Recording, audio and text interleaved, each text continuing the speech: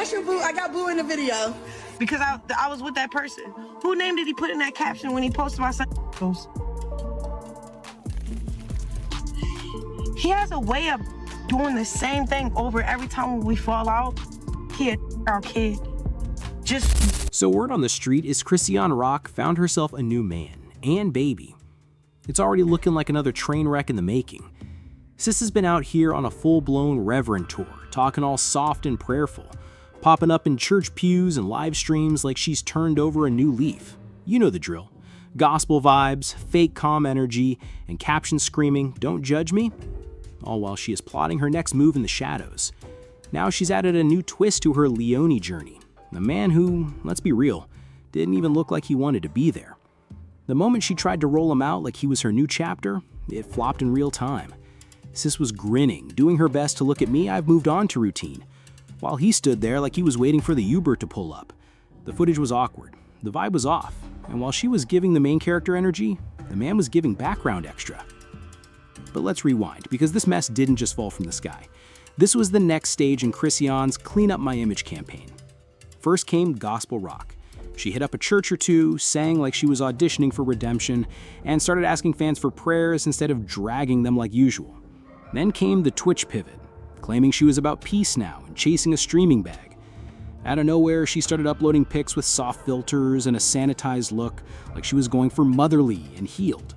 The whole thing screamed image rehab. Now look, growth is cute, but you can't just toss on a turtleneck and call it a transformation. He spitefully go after our kid.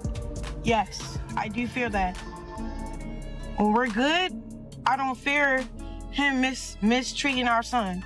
That's when he's on his good. Take communion and skip all the inner work. That's not healing. That's just an aesthetic.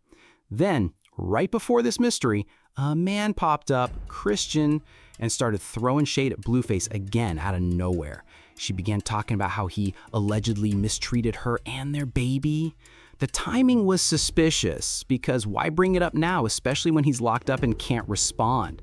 It felt like a strategic rollout, painting him as a villain to clear the stage for her next plot twist. And just hours after those allegations dropped, boom, the soft launch of the new man, hair freshly laid, nails done, homegirls hyping her like she just got proposed to. Meanwhile, the dude looked like he wanted to disappear. The energy was dry. No hand-holding, no smiling, no affection. He was glued to his phone like he was checking the time every 5 minutes. Sis tried to hit a couple poses like they'd just left a maternity shoot, but he stood there like a mall security guard. Even the background music seemed like it wanted to leave the scene. You know it's bad when your friends are louder than your man. They were screaming, "Y'all so cute!" like they were trying to manifest chemistry into existence. Meanwhile, he was looking around like, "Lord, blink twice if I can go home." Later that night, the cracks showed. Sources close to her said she started getting emotional. Puffy demeanor, moving like she just left therapy. She was allegedly sniffling, saying she just wants to be loved. She tries to do right, but still ends up broken. And for a moment, that part felt real. Hey, you want to be serious and do it right? Bye. I'm unfollowing everybody on this Instagram again. It's all about us. I did that before. I was To you. Under all the chaos, there's still this wounded girl just begging for someone to treat her right. But that moment of softness didn't last. She bounced right back into defense mode, pushing a new narrative that the guy just couldn't handle a woman like her, that he wasn't ready, that she was surreal. But baby, he didn't go. He just never signed up in the first place. He never even stepped into the room. It's not rejection if the door was never open.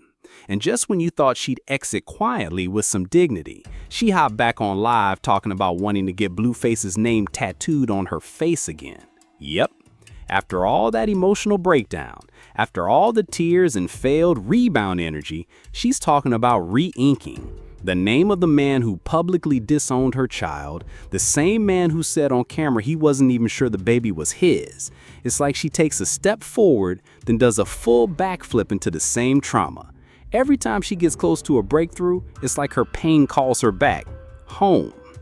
Blueface still has her in a chokehold, spiritually, emotionally, and probably still has a spare key to her apartment. What gets me is how she tries to push this church girl storyline in public, while her private life is stuck in chaos mode. She went live baptizing herself, pulled out long-sleeve tops, quoted scriptures like holiness could erase heartbreak. But behind the curtain, she's crumbling like a dry biscuit in a heat wave. Eyes red, energy low, no one to lean on, and every time she gets curved, she flips it like she did the curving. Let's be real, Chrisean.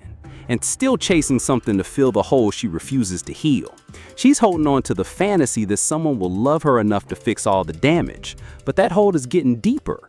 And if you zoom out, it's not just about her anymore. It's a reflection of what social media has gotten everyone doing these days. We got girls quoting the Bible in the morning and twerking by night to win back a man who never valued them.